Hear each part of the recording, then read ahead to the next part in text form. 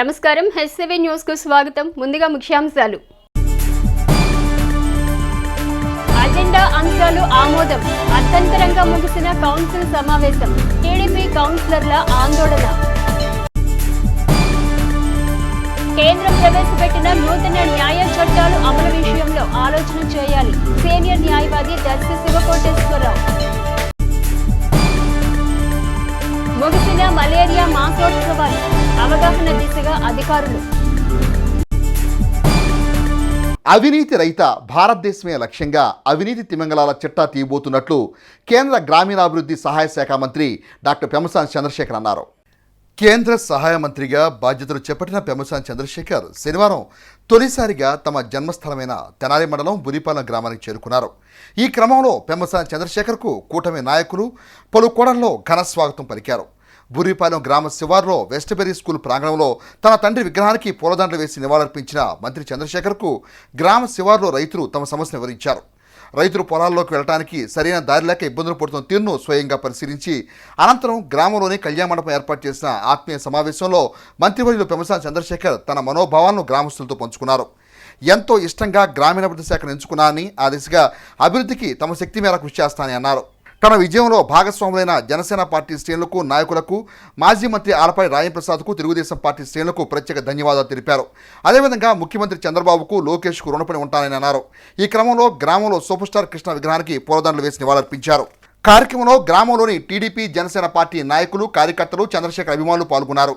అదేవిధంగా వివిధ విభాగాల అధికారులు కేంద్ర మంత్రి పెమ్మసాని చంద్రశేఖర్ను గౌరవపూర్వకంగా కలిసి పుష్పగుచ్చాన్ని అందజేశారు.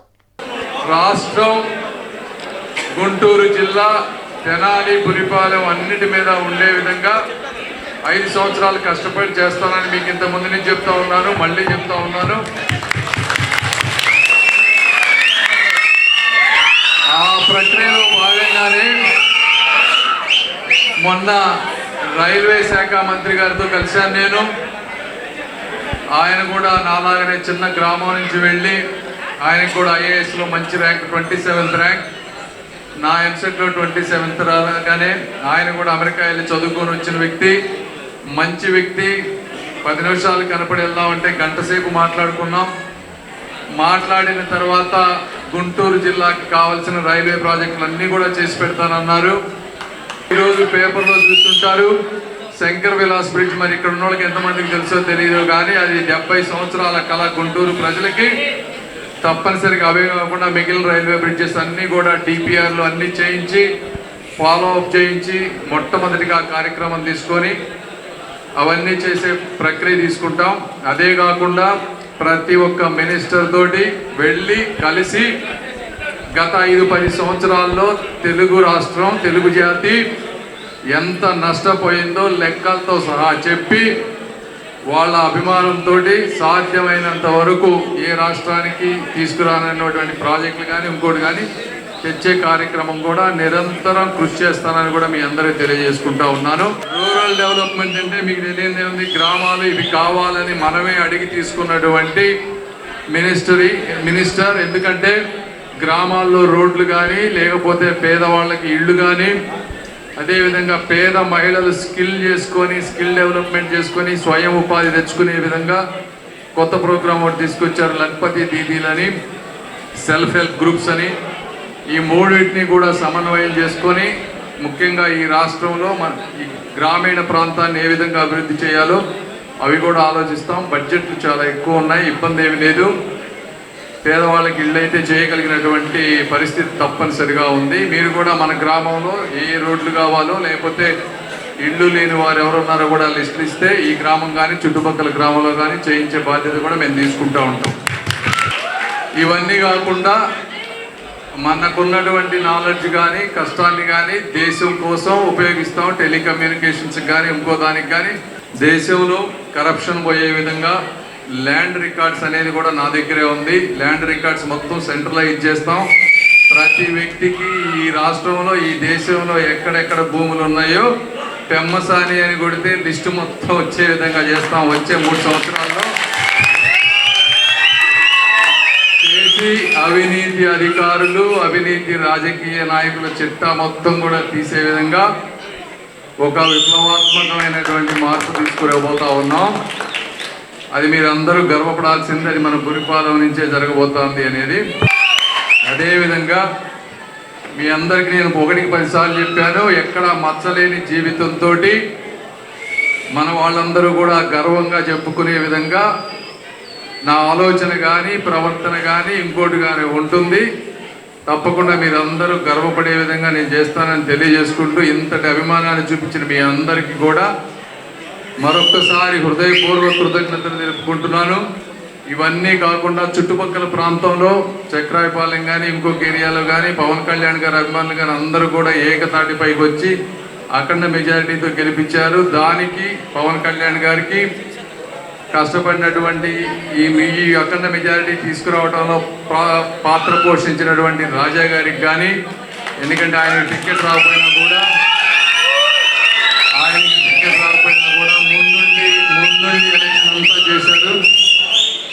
ఇలా దీంట్లో భాగస్వాములు చంద్రబాబు నాయుడు గారికి కానీ లోకేష్ గారికి కానీ నన్ను నమ్మి నన్ను నా భుజం తట్టి ఎంపీ సీట్ ఇచ్చి నాకు కూడా తెలియకుండానే మినిస్టర్ ఇప్పించి నన్ను ఇంతగా ఆశీర్వదించినందుకు వాళ్ళందరికీ కూడా ఎప్పుడు నేను రుణపడి ఉంటానని కూడా మీ అందరికీ తెలియజేసుకుంటూ మరొకసారి సెలవు తీసుకుంటున్నాను. Thank you. తెనాలి పట్టణంలో జరిగే అభివృద్ధి పనులకు మున్సిపల్ చైర్పర్సన్ నుంచి ముందుగా ఎందుకు అనుమతి తీసుకోవటం లేదు? కనీసం అధికారులు వార్డులలోకి వచ్చినప్పుడైనా కౌన్సిలర్లకు సమాచారం ఎందుకు ఇవ్వటం లేదు? ఎందుకు ఇలా చేస్తున్నారు? అసలు తెనాలిలో కౌన్సిల్ ఉందా లేక ప్రత్యేక అధికారుల పాలనలో ఉందా తెలియజేయాలంటూ municipal chairperson Tadiboyina Radhika, YSRCP councillor Tadiboyina రామయ్యలు అధికారులను నిలదీశారు. తెనాలి పట్టణంలో జరిగే అభివృద్ధి పనులకు మున్సిపల్ చైర్పర్సన్ నుంచి ముందుగా ఎందుకు అనుమతి తీసుకోవటం లేదు? కనీసం అధికారులు వార్డుల్లోకి వచ్చినప్పుడైనా కౌన్సిలర్లకు సమాచారం ఇవ్వటం లేదు. ఎందుకులా చేస్తున్నారు? అసలు తెనాలిలో కౌన్సిల్ ఉందా లేక ప్రత్యేక అధికారుల పాలనలో ఉందా తెలియజేయాలంటూ municipal chairperson Tadiboyina Radhika, YSRCP councillor Tadiboyina రామయ్యలు అధికారులను నిలదీశారు. తెనాలి మున్సిపల్ కౌన్సిల్ సాధారణ సమావేశాన్ని శనివారం కౌన్సిల్ హాల్లో నిర్వహించారు. సమావేశానికి చైర్పర్సన్ తాడిబోయిన రాధిక అధ్యక్షత వహించారు. సమావేశం ప్రారంభం కాగానే అజెండాలోని మొదటి అంశాన్ని చదవటం పూర్తి కాగానే కౌన్సిలర్ రామయ్య లేచి పట్టణంలోని ప్రధాన కాల్వల పూడికతీత పనులు చేపట్టారు. పనులు పర్యవేక్షించేందుకు అధికారులు వార్డులలో పర్యటిస్తున్నారు. కానీ కౌన్సిలర్లకు మాత్రం సమాచారం ఇవ్వటం లేదు. రాష్ట్రంలో అధికారం మారగానే అధికారుల వ్యవహార శైలి మారింది. ఇది మంచి పద్ధతి కాదని హెచ్చరించారు. దీనిపై సమాధానం చెప్పాలని డిమాండ్ చేశారు. రాష్ట్ర పౌర సరఫరాల శాఖ మంత్రి నాదెండ్ల మనోహర్ ఆదేశాల మేరకు పనులు చేపట్టామని, ఆ విషయాన్ని చైర్పర్సన్కు తెలియజేయటం జరిగిందని కమిషనర్ బండి శేషన్న తెలిపారు. తనకు ఎప్పుడు చెప్పారంటూ చైర్పర్సన్ ఆయనను నిలదీశారు. అబద్ధాలు చెప్పవద్దని సూచించారు. శానిటేషన్, వీధి దీపాలు, వాటర్ పైప్ లైన్ పరిశీలనకు వచ్చినప్పుడు ఎవరికీ చెప్పనని, అధికార కార్యక్రమాలకు మాత్రం కౌన్సిలర్లకు చెబుతామని కమిషనర్ తెలిపారు.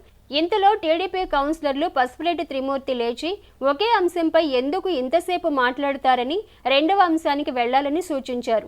దీంతో టీడీపీ, వైఎస్ఆర్సీపీ కౌన్సిలర్ల మధ్య కొద్దిసేపు వాగ్వివాదం జరిగింది.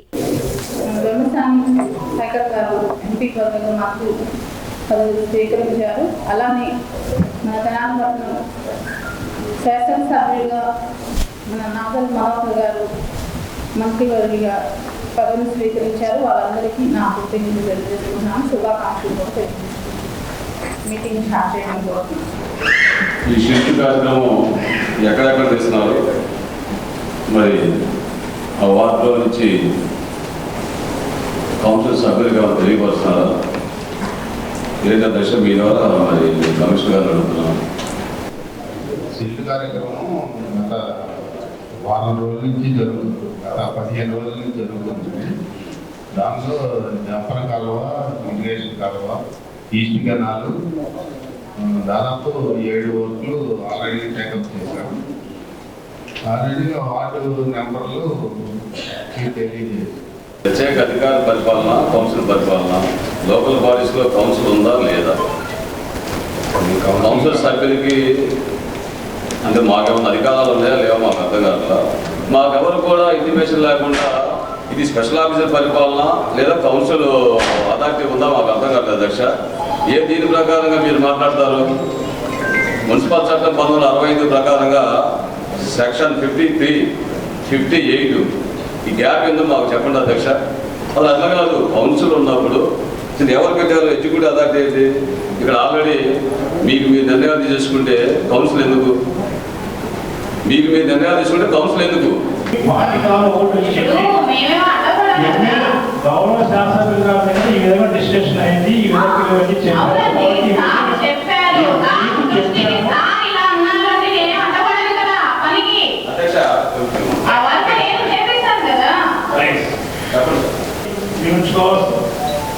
లేట్గా మీ అనుమతితోటి టేకప్ చేయడం అయింది. కానీ అండ్ మీకు నేను సమాచారం అందించాను.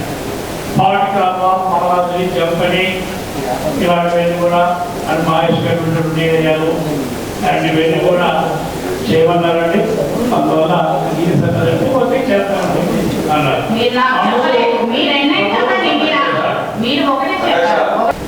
ఈ విషయం మీద కూడా చైర్పర్సన్ గారు శాంక్షన్ చేశారు. This is very clear. వార్డులోకి వచ్చినప్పుడు ఎందుకు చెప్పలేదు అధ్యక్ష? మీరు వార్డులోకి వచ్చినప్పుడు యాజ్ కమిషనర్గా మున్సిపాలిటీలో ఏ ప్రాంతంలో అయినా కూడా నేను తిరిగేటువంటి రైట్ నాకు ఇచ్చింది. నేను రెగ్యులర్ ఇన్స్పెక్షన్స్కు కానీ శానిటేషన్ కానీ ఇంకోటి కానీ వస్తూ ఉంటాను.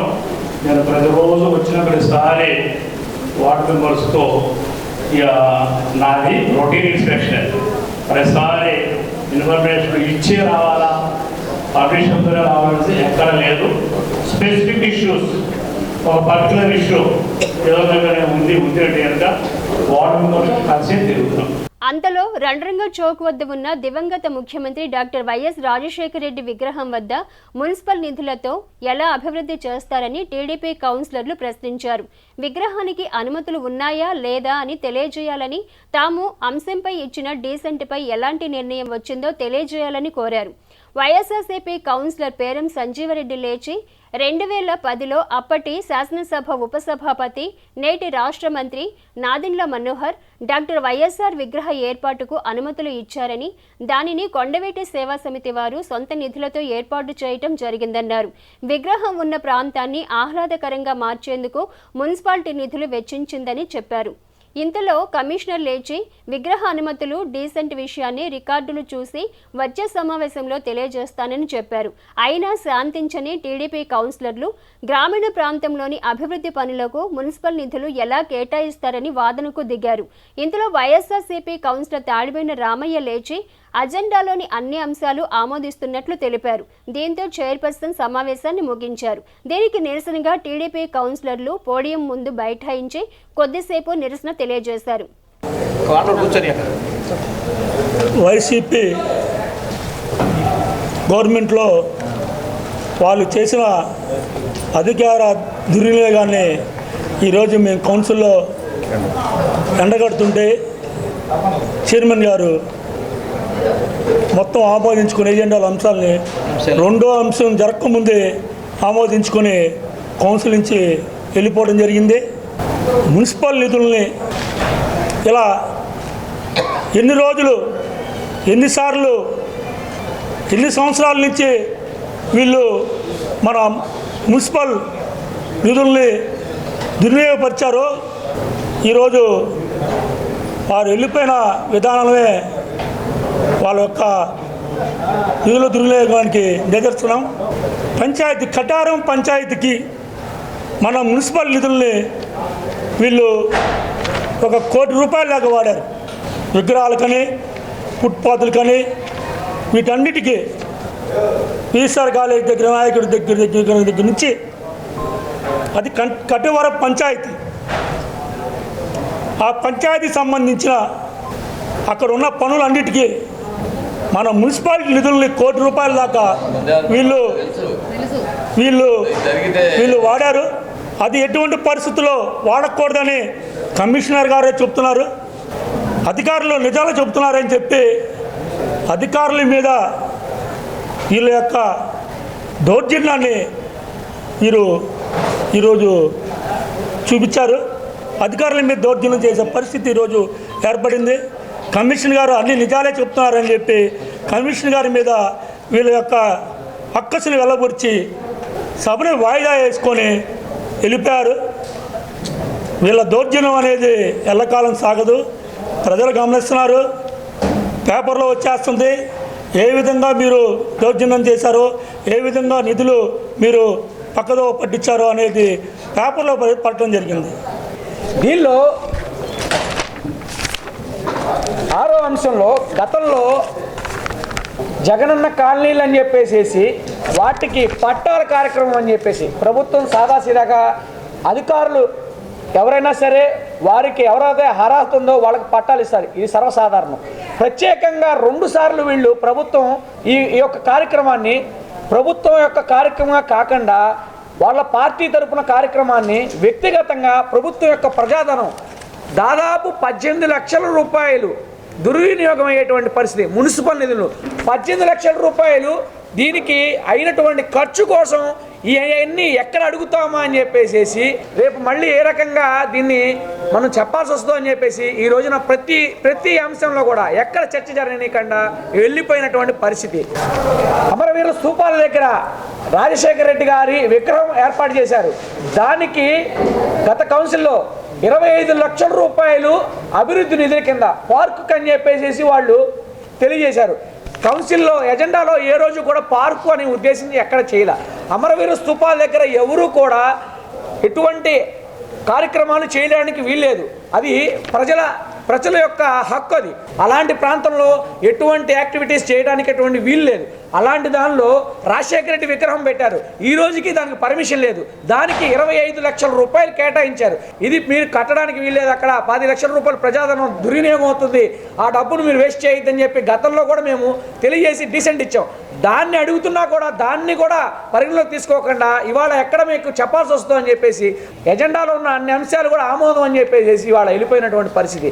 మినిస్టర్ గారు ప్రజల యొక్క అవసరాల కోసం రాబోదు వర్షాకాలం అని చెప్పేసి ఇబ్బందులు ఉంటే ఆ ఇబ్బందుల కోసం షెల్టర్ తీపిస్తే దాన్ని కూడా వ్యక్తిగతంగా తీసుకొని మాకు తెలియజేయలేదని చెప్పేసి కౌన్సిలర్లు తెలియజేస్తున్నటువంటి పరిస్థితి. మమ్మల్ని గత కౌన్సిల్లో గత ఎమ్మెల్యే గారు ఏ ఒక్క కార్యక్రమాల్లో కూడా మమ్మల్ని పిలిచినటువంటి దాఖలాలు లేవు. ఇవాళ వీరందరూ కూడా మమ్మల్ని పిలవలేదని చెప్పేసి కావాలని అధికారుల మీద దాడి చేస్తున్నటువంటి పరిస్థితి.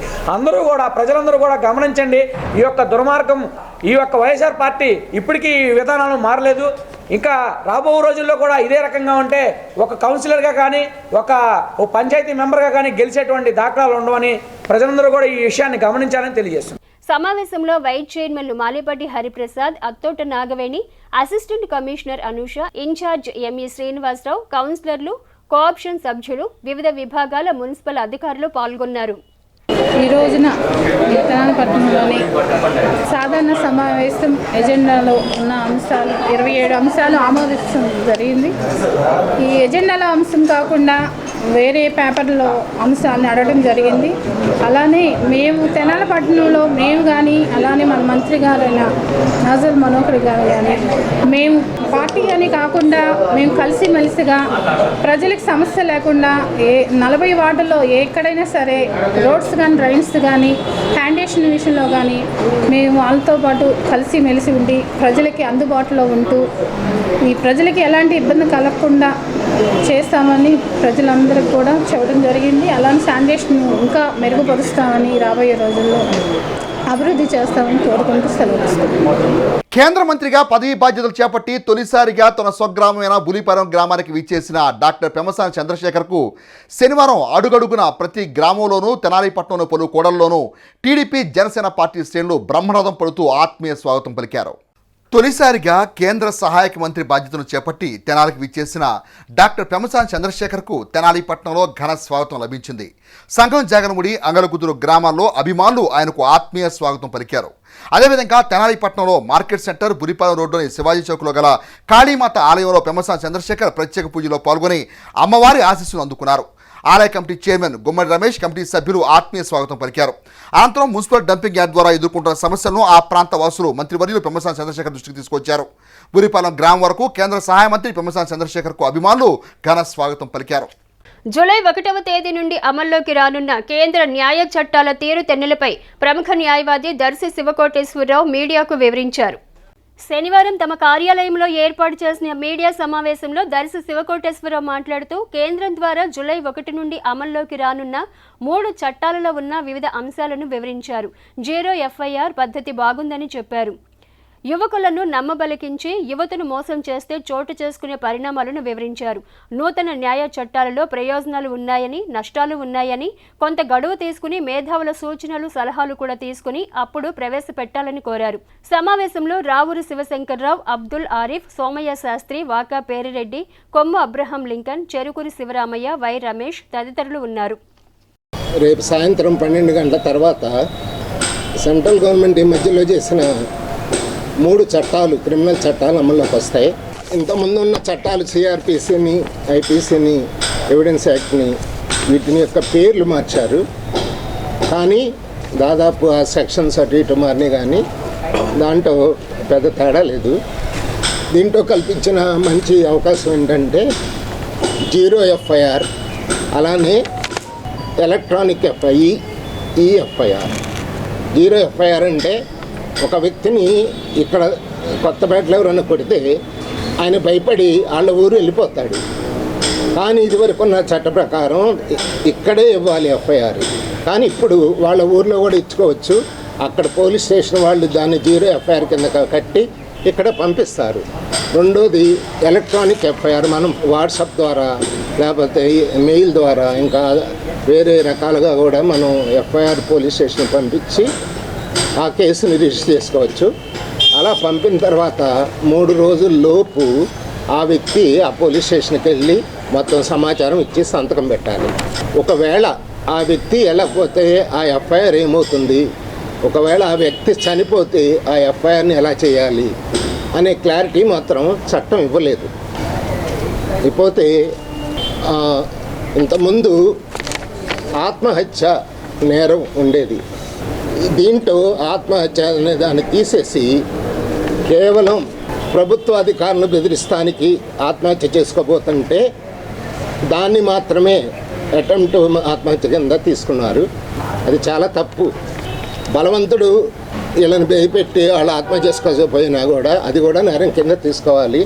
అది పాత చట్టంలో ఉన్నదాన్ని చాలా తీసేశారు.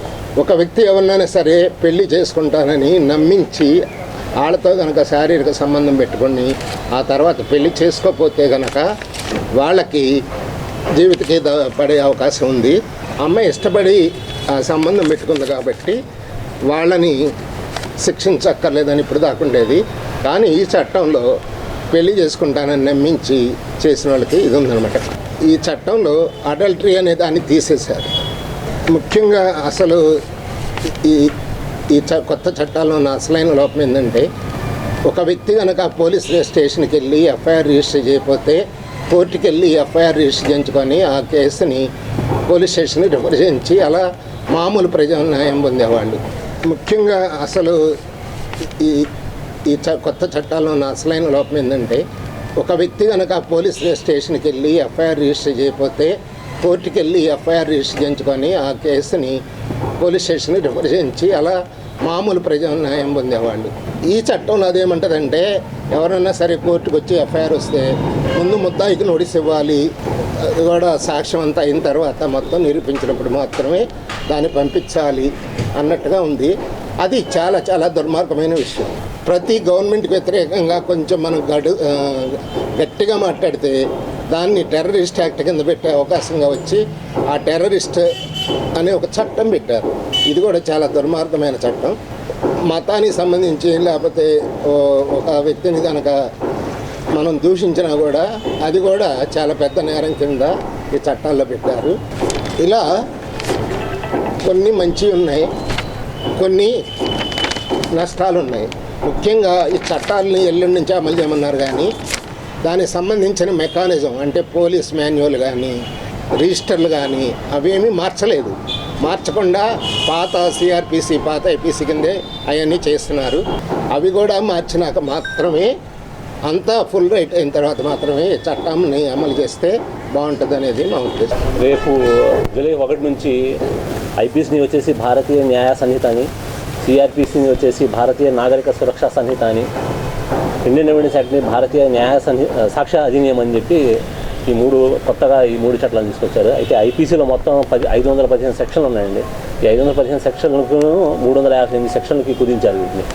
అయితే మెయిన్గా ఫాల్ట్స్ ఉన్న ఈ సెక్షన్స్లో ముఖ్యంగా మాబ్ లించింగ్ అని చెప్పి ఒకటి సెక్షన్ పెట్టారండి. ఇది గుంపుగా వెళ్ళి హత్య చేయడం. ఈ క్యాస్ట్ గురించి కానీ ఏ క్యాస్ట్కి సంబంధించి కానీ వాటి గురించి క్లారిటీ ఇవ్వలేదు ఆ సెక్షన్స్లో. దాని గురించి ఎంత శిక్ష పడుతుందని కూడా వేగ్గా చెప్పారు కానీ క్లారిటీ ఇవ్వలేదు. నెక్స్ట్ పెట్టి అఫెన్సెస్ అన్నారు. పెట్టి అఫెన్సెస్ అంటే చిన్న క్రైమ్స్, చిన్న ఏదైనా అఫెన్సెస్ చేసినప్పుడు పోలీస్ స్టేషన్ ఒక 1000 రూపాయలు ఫైన్ వేసి పంపించడం చేసేవాళ్ళు. వాటిని నేరాలుగా పరిగణిస్తున్నారు. అయితే అది ఏంటి అనేది వీళ్ళు క్లారిటీగా మెన్షన్ చేయలేదు. ఇట్లాంటి లోపాలు చాలా ఉన్నాయండి ఈ చట్టాల్లో. అయితే వీటిని సమగ్రంగా క్షుణ్ణంగా పరిశీలించిన తర్వాత ఈ చట్టాన్ని అమలు చేయాలని చెప్పి మా సంఘం నుంచి మేము తెలుపుకుంటున్నాం. డాక్టర్స్ డే సందర్భంగా జూలై 1వ తేదీన ప్రకాశం రోడ్లోని డాక్టర్స్ లతాస్ డయాబెటిక్ కేర్ సెంటర్లో ఉచిత వైద్య శిబిరం నిర్వహించనున్నారు. Rainbow trust Tenali Lata's diabetic care సంయుక్త నిర్వహణలో సోమవారం ఉదయం 11 గంటల నుండి మధ్యాహ్నం 3 గంటల వరకు ఉచిత వైద్య శిబిరం నిర్వహించనున్నట్లు నిర్వాహకులు శనివారం తెలిపారు. వైద్య పరీక్షలు ఉచితంగా చేసి మందులు ఉచితంగా పంపిణీ చేయనున్నట్లు తెలిపారు. ఫ్రీ మెడికల్ క్యాంప్స్ నిర్వహించాలని మేము నిర్ణయించాము. దీని ప్రకారం రేపు చావలిలో మెగా మెడికల్ క్యాంప్, దీంట్లో సర్వైకల్ క్యాన్సర్ ని డయాగ్నోజ్ చేయటము ప్లస్ బ్రెస్ట్ క్యాన్సర్ని డయాగ్నోజ్ చేయటము ఒమేగా క్యాన్సర్ హాస్పిటల్ వారి సహకారంతో చేస్తున్నాము. ఇదే కాకుండా సోమవారం పూట జూలై 1న డాక్టర్స్ డే కాబట్టి ఆ రోజు TSH, RBS, HbA1c టెస్టులు ఫ్రీగా చేసి కావాల్సిన వాళ్ళందరికీ మందులు ఇచ్చే ఒక free medical camp doctor Lata's diabetic కేర్లో కూడా చేస్తున్నాము. ఈ నెలంతా కూడాను ఇలాగే ఆదివారం పూట రకరకాల ఊళ్ళల్లో మెగా మెడికల్ క్యాంప్ నిర్వహించి కేవలం క్యాన్సర్ మీద కాన్సన్ట్రేట్ చేసి క్యాన్సర్ స్క్రీనింగ్ క్యాంప్స్ ప్లస్ ఈ డయాబెటిక్ కేరు, థైరాయిడ్ గురించి డయాగ్నోస్టిక్ టెస్ట్ చేసి కావాల్సిన వాళ్ళందరికీ మెడిసిన్స్ ఇచ్చే క్యాంప్స్ మేము ప్లాన్ చేయబోతున్నాము. దానిలో భాగంగా ఈ 2 క్యాంపులు చావల్లో ఒకటి, రేపు తెనాల్లో ఒకటి చేస్తున్నాం. కాబట్టి చావలి చుట్టుపక్కల గ్రామ ప్రజలు ప్లస్ తెనాలి చుట్టుపక్కల గ్రామ ప్రజలు కూడాను ఆదివారం చావల్లో జరిగే క్యాంపుని, సోమవారం మన డాక్టర్ లతాస్ డయాబెటిక్ కేర్లో జరిగే క్యాంపుని జయప్రదం చేయాల్సిందిగా కోరుకుంటున్నాము. ఇక్కడ వచ్చేటప్పటికి TSH, RBS చేస్తాము, కానీ చావల్లో మెగా మెడికల్ క్యాంప్ అది క్యాన్సర్ స్క్రీనింగ్ చేస్తాం. కాబట్టి ఈవెన్ చావలి చుట్టుపక్కల ప్రజలకు కూడాను విజ్ఞప్తి చేస్తున్నాను, ఈ మెడికల్ క్యాంప్స్ని విజయవంతం చేయండి.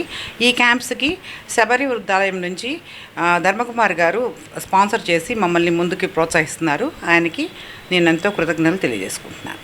2030 నాటికి భారతదేశాన్ని మలేరియా రహిత దేశంగా తీర్చిదిద్దేందుకు ప్రజల్లో పూర్తి అవగాహన కల్పించే కార్యక్రమాలు కొనసాగుతున్నాయని సహాయ మలేరియా అధికారి చిరసాని ప్రభాకర్ రెడ్డి అన్నారు. శనివారం మాతా గ్రూప్ ఆఫ్ ఇన్స్టిట్యూషన్ ప్రాంగణంలో మలేరియా మాసోత్సవ ముగింపు ర్యాలీ నిర్వహించారు. స్థానిక మలేరియా ఫైలేరియా సిబ్బంది, మాతా గ్రూప్ ఆఫ్ ఇన్స్టిట్యూషన్ విద్యార్థులు పాల్గొన్న కార్యక్రమంలో మలేరియా నివారణ చర్యలు, దోమల నిర్మూలన చర్యలను వివరించారు. మలేరియా సహాయ అధికారి చిరసాని ప్రభాకర్ రెడ్డి మలేరియా లక్షణాలు, నివారణ చర్యలను వివరించారు. జూన్ మాసాన్ని మలేరియా వ్యతిరేక అవగాహన మాసంగా ప్రాధాన్యం కల్పించామన్నారు. జూలై మాసాన్ని డెంగ్యూ వ్యతిరేక మాసంగా జరుపుకుంటామన్నారు. కార్యక్రమంలో తెనాలి మలేరియా సబ్ యూనిట్ అధికారి శ్రీకంఠ ఉమాకాంత్, గ్రామీణ సబ్ యూనిట్ అధికారి వంగల పున్నారెడ్డి, జె రవికుమార్, యనమల ఈశ్వరరావు, బండారు మల్లేశ్వరరావు, ఆరోగ్య విస్తరణ అధికారి అందే బాలచంద్రమౌళి తదితరులు పాల్గొన్నారు.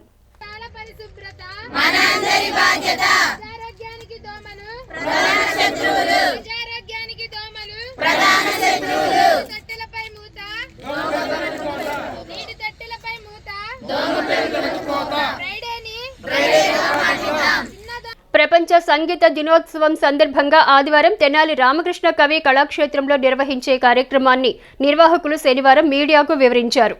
కళాక్షేత్రంలో ఏర్పాటు చేసిన సమావేశంలో నిర్వాహకులు మాట్లాడుతూ కానూరు వెంకట రామకృష్ణ మిత్ర బృందం ఆధ్వర్యంలో 30వ తేదీ ఆదివారం సాయంత్రం 5 గంటల నుండి నృత్య ప్రదర్శనలు, సంకీర్తన గానం కార్యక్రమాలు ఏర్పాటు చేసినట్లు తెలిపారు. పట్టణంలోని శాస్త్రీయ నృత్య గురువులు వారి శిష్య బృందాలతో నృత్య ప్రదర్శనలకు హాజరవుతారని తెలిపారు.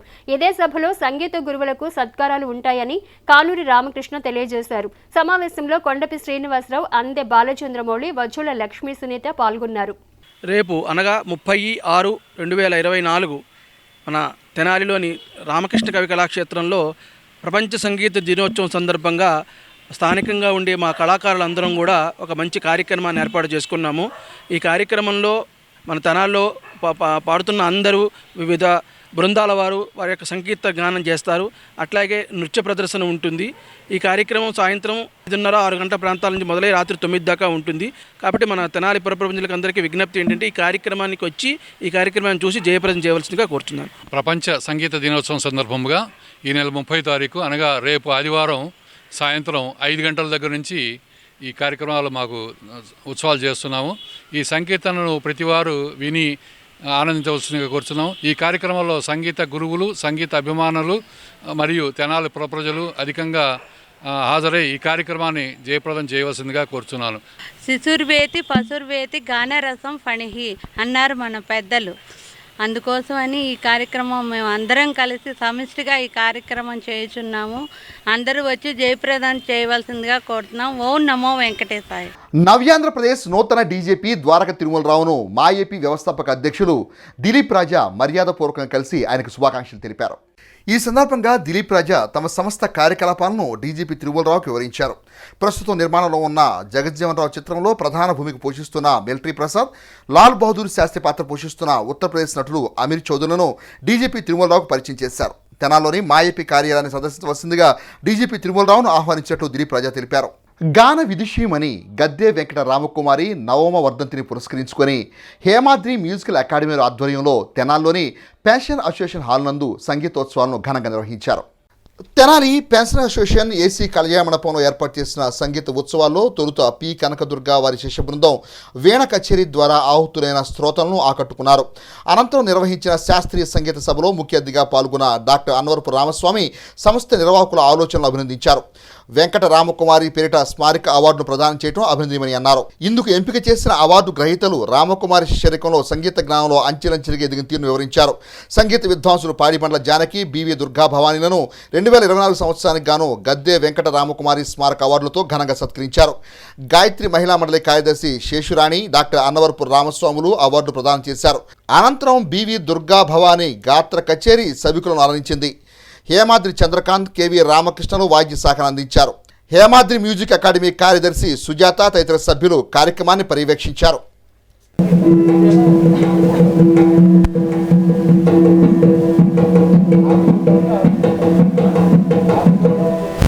గాన విదుషి శ్రీమతి గద్దె వెంకట రామకుమారి గారి నవమ వర్ధంతి సంగీతోత్సవం ఈ రోజున హేమాద్రి మ్యూజిక్ అకాడమీ వారిచే నిర్వహించబడుతుంది.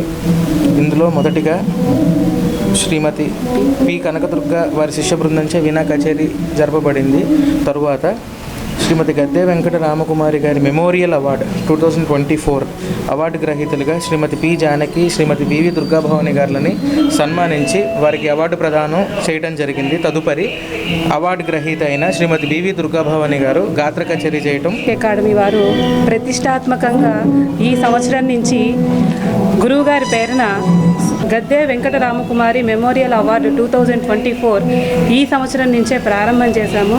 దానిలో ముఖ్యంగా వారి శిష్యుల్లో ప్రథములైన జానకి గారికి మరియు ఏ గ్రేడ్ టాప్ గ్రేడ్ సాధించిన దుర్గాభవాని గారికి ఈ సంవత్సరం అవార్డు గ్రహీతలుగా ప్రకటించి వారికి సన్మానం చేయడం జరుగుతుంది. ప్రతి సంవత్సరము స్మారక మెమోరియల్ అవార్డుని ఒక విద్వాంసులకి ప్రదానం చేయవలసిందిగా మేము కమిటీ మెంబర్స్ అందరం నిర్ణయం చేసుకున్నాం. 2024 ఈ సంవత్సరం నుంచి దీనిని మొదలు పెట్టడం జరిగిందండి. ప్రతి సంవత్సరము ఈ విధంగానే ఈ గురువుగారి ఉత్సవాన్ని తప్పకుండా మేము క్రమం తప్పకుండా చేస్తాము. అందరూ సహాయ సహకారాలతో ప్రతి సంవత్సరము ఈ కచేరీలు ఇంకా తెనాలి వారందరికీ జనరంజకంగా ఇంకా నెంబర్ ఆఫ్ కచేరీస్ ఏర్పాటు చేస్తామని తెలియజేస్తాం. అమ్మ భగవాన్ బోధనలను ఆకళింపు చేసుకుని విద్యార్థులు జీవితాన్ని ఉన్నతంగా తీర్చిదిద్దుకుని సేవాభావాన్ని పెంపొందించుకోవాలని బురిపాలెం గ్రామ జడ్పీ పాఠశాల ప్రధానోపాధ్యాయులు ఓ రాంబాబు అన్నారు. శనివారం గ్రామంలోని ఘట్టంనేని నాగరత్నమ్మ రాజా జిల్లా పరిషత్ పాఠశాలలో శ్రీ సర్వదేవ పరంజ్యోతి మానవ సేవా సమితి సభ్యులు విద్యార్థులకు విద్యా అవసరాలు తీర్చే పరికరాలు పంపిణీ చేశారు. కార్యక్రమ ప్రాధాన్యతను స్కూల్ హెచ్ఎం ఓ రాంబాబు వివరించారు.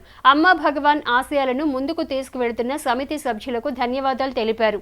కార్యక్రమంలో సమితి సభ్యులతో పాటుగా స్కూల్ ఉపాధ్యాయ సిబ్బంది పాల్గొన్నారు. ఈ సేవా సమితి మనిషిని బాగా ఉన్నతంగా తయారు చేస్తుంది. అట్లాగే మెరుగైన సమాజాన్ని తయారు చేయటం కోసం ఉన్నాము. మనందరం సమాజంలో చాలా సంతోషంగా ఉండాలి, అవునా కదా? ఆ సంతోషం ఉండాలి, తర్వాత సక్సెస్ ఉండాలి కదా, విజయం కూడా ఉండాలి మనకి. అయితే ఇలా తయారవడానికి కొన్ని టీచింగ్స్ ఉన్నాయి, బోధనలు ఉన్నాయి. అవి మనకి చాలా సహాయం చేస్తుంది. మా అందరికీ కూడా అలా హెల్ప్ చేస్తున్నాయి కొన్ని టీచింగ్స్, అమ్మ భగవాన్ టీచింగ్స్. ఇచ్చే ఈ జామెట్రీ బాక్స్ లో ఆ టీచింగ్ ఉంటుంది. ఆ టీచింగ్ మన జీవితానికి చాలా హెల్ప్ అవుతుంది. టీచింగ్ వచ్చేసి intent plus effort plus grace is equal to success. అంటే ఇంటెంట్ అంటే బలమైన సంకల్పం. మీరు లైఫ్లో ఏదైనా అనుకుంటే, ఏదైతే మీరు లైఫ్లో సక్సెస్ అవ్వాలనుకుంటున్నారో అది బలంగా కోరుకోవాలి, సంకల్పం తీసుకోవాలి. నెక్స్ట్ దానికోసం 100% ప్రయత్నం చేయాలి. తరువాత దైవానుగ్రహం మీద ఆధారపడాలి. అప్పుడు మీకు విజయం వస్తుంది, మీ లైఫ్లో మీరు సక్సెస్ఫుల్గా అవుతారు. సో మీరు స్కూల్ లెవెల్ కాబట్టి మీకు ఏ సబ్జెక్ట్లో తక్కువ మార్క్స్ వస్తున్నాయో ఆ సబ్జెక్ట్లో నాకు ఇన్ని మార్క్స్ రావాలి అని క్లారిటీ ఉండాలి ఫస్ట్ మీకు. తర్వాత ప్రయత్నం చేయాలి, దానికోసం 100% ప్రయత్నం ఉండాలి, ఎఫర్ట్ పెట్టాలి. పెట్టి తర్వాత భగవంతుడి అనుగ్రహం మీద ఆధారపడాలి. తర్వాత మీకు ఎవరైతే విద్య నేర్పిస్తున్నారో ఆ గురువుల పట్ల కానీ, మీకు జన్మనిచ్చిన తల్లిదండ్రుల పట్ల కానీ కృతజ్ఞతతో ఉండాలి. డైలీ వాళ్ళకి కృతజ్ఞత వ్యక్తపరచాలి. సో అప్పుడు మీరు లైఫ్లో సక్సెస్ అవుతారు. ప్రభుత్వ ప్రజా వ్యతిరేక విధానాలపై, ప్రజా సమస్యలపై ఎప్పుడూ తమ మీడియా ద్వారా ప్రజలను చైతన్యం తీసుకొస్తూ ముందుకు సాగిన ఈనాడు సంస్థల అధినేత చెరుకురి రామోజీరావు తెలుగు వారందరికీ చిరస్మరణీయులని అమృతూరు మండల మాజీ ఎంపీపీ మైనేని రత్నప్రసాద్ అన్నారు. మండల కేంద్రం అమృతూరులోని పెన్షన్స్ భవనంలో శనివారం రామోజీరావు జ్ఞాపకార్థం మైనేని రత్నప్రసాద్ ఆర్థిక సహాయంతో గ్రామంలోని 50 మంది నిరుపేద వృద్ధులకు విశ్రాంత ఉపాధ్యాయులు మాచిరాజు శేషుబాబు, బనరావురి రాంబ్రహ్మం, కూచిపూడి విజయకుమారుల చేతుల మీదుగా నూతన వస్త్రాలు అందజేశారు. ఈ సందర్భంగా రత్నప్రసాద్ మాట్లాడుతూ రామోజీరావు ఈనాడు సంస్థ, ఇతర సంస్థల ద్వారా రాష్ట్రంలో లక్షలాది మందికి పైగా ఉద్యోగ వృత్తిని కల్పించిన గొప్ప వ్యక్తి అని అన్నారు. ప్రకృతి వైపత్యాలు జరిగినప్పుడు ఆయన చేసిన సేవను ప్రత్యేకంగా కొనియాడారు. ఆయన స్ఫూర్తితో ఈ కార్యక్రమం చేపట్టినట్టు తెలిపారు. సినీ పరిశ్రమలో ఉండి రాజకీయాల ద్వారా స్వర్గీయ మాజీ ముఖ్యమంత్రి నందమూరి తారక రామారావు వ్యాపార రంగంలో ఉండి రామోజీరావు పేదలకు సేవలు అందించారని, వీరిరువురిని స్ఫూర్తిగా తీసుకోవాలని అన్నారు. గత సంవత్సరం ఎన్టీఆర్ శతజయంతి సందర్భంగా 100 సేవా కార్యక్రమం ఎలా చేశామో అదేవిధంగా దాతల వారి కుటుంబ సభ్యుల సహాయ సహకారాలతో రామోజీరావు స్మారక సేవా కార్యక్రమాలు చేపడుతున్నట్టు తెలిపారు. ఈ కార్యక్రమంలో మరిపతి సర్విజీ, గరికిపాటి రామ్ గోపాల్, షేక్ మౌలారి, కర్రా రాజారత్నం, పరుచూరి శంకర్ తదితరులు పాల్గొన్నారు. మరి వేలాది మందికి ఉద్యోగాలు కల్పించాడు. కల్పించడమే కాక ప్రజల్లో కూడా చైతన్యం ఇచ్చాడు. మంచి మంచి ఎక్కడికైనా ప్రజా సమస్యలను స్పందించడంలో కూడా మరి స్పందించడం, అట్లాగే పోరాటాల్లో కూడా ప్రభుత్వాలకి వ్యతిరేకంగా మరి వాళ్ళ విధానాలను ఎప్పటికప్పుడు తప్పుడు వాటిని మరి ఎత్తుచూపుతూ ప్రజల కోసం నిరంతరం శ్రమించాడు. పేపర్ అంటే ప్రతి గ్రామంలోకి కింద స్థాయిలోకి రావడానికి కూడా కృషి చేశాడు. వీటితో పాటు ఆయన పేదలకి ఎక్కడైనా తుఫాను వాటిల్లో కూడా చాలామందికి ఆర్థికంగా మరి వాళ్ళ ఇల్లు నిర్మించడం కానీ ఇతరితర సహాయం చేయడంలో కూడా ఆయన ముఖ్యంగా ఉన్నాడు. మరి ఆయన తోచిన విధంగా అనేక విధాలుగా మరి సహాయం చేసిన మహానుభావుడు. ఈ రామోజీరావు గారి స్ఫూర్తితో గత సంవత్సరం ఎన్టీఆర్ శతజయంతి సందర్భంగా 100 కార్యక్రమాలు ఎట్లా చేశామో అదేవిధంగా రామోజీరావు గారి పేరు మీద కూడా అనేక సేవా కార్యక్రమాలు చేయాలని ఈ సంవత్సరం మరి మేమందరం కూడా తలపెట్టడం జరిగింది. సీనియర్ నందమూరి తారక రామారావు గారు ఇద్దరు ఒకేసారి వచ్చారు ఈ రాజకీయంలోకి. ఆయన ఈనాడు పత్రికా రంగంలోకి వచ్చారు. ఎప్పటికప్పుడు మనకు వార్తలు అందిస్తూ ఎంతో పేరు ప్రఖ్యాతులు గాయించారు. అలాంటి మహానుభావుని జ్ఞాపకార్థం ఈ కార్యక్రమాన్ని చేపట్టిన ముందు రత్నప్రసాద్ గారికి మనస్ఫూర్తిగా ధన్యవాదాలు తెలియపరుస్తున్నాను. ప్రియా పచ్చళ్ళు కానివ్వండి, మరి రామోజీ ఫిల్మ్ సిటీ కానివ్వండి, ఇట్లాంటి అనేక సంస్థలు స్థాపించి వ్యక్తిగా కాకుండా ఒక వ్యవస్థగా ఎదిగాడు. ఆయన చేసిన సేవలకి ఇవాళ ఎంతమందో మరి టయానికి సంపాదించుకోవడానికి కానీ, వినడానికి కానీ మరి అనేక రకాలుగా ఉపయోగపడింది. అలాంటి వ్యక్తి యొక్క సంస్కరణార్థం మరి ప్రసాద్ గారు చేసినటువంటి ఇట్లాంటి కార్యక్రమాలకి అందరూ కూడా సహకరిస్తాను. నా వంతు సహాయం కూడా నేను చేస్తాను. వార్తలు ముగించే ముందు ముఖ్యాంశాలు మరోసారి. అజెండా అంశాలు ఆమోదం. అర్థంతరంగా ముగిసిన కౌన్సిల్ సమావేశం. టీడీపీ కౌన్సిలర్ల ఆందోళన. కేంద్రం ప్రవేశపెట్టిన నూతన న్యాయ చట్టాలు అమలు విషయంలో ఆలోచన చేయాలి. సీనియర్ న్యాయవాది దర్శి శివకోటేశ్వరరావు. మలేరియా మాసోత్సవాలు అవగాహన దిశగా అధికారులు. హెచ్సివి న్యూస్ను ప్రేక్షకులు యూట్యూబ్లో తెనాలి హెచ్సివి న్యూస్ అని టైప్ చేసి సబ్స్క్రైబ్ చేసి వీక్షించవచ్చు. హెచ్సివి న్యూస్ సమాప్తం. నమస్కారం.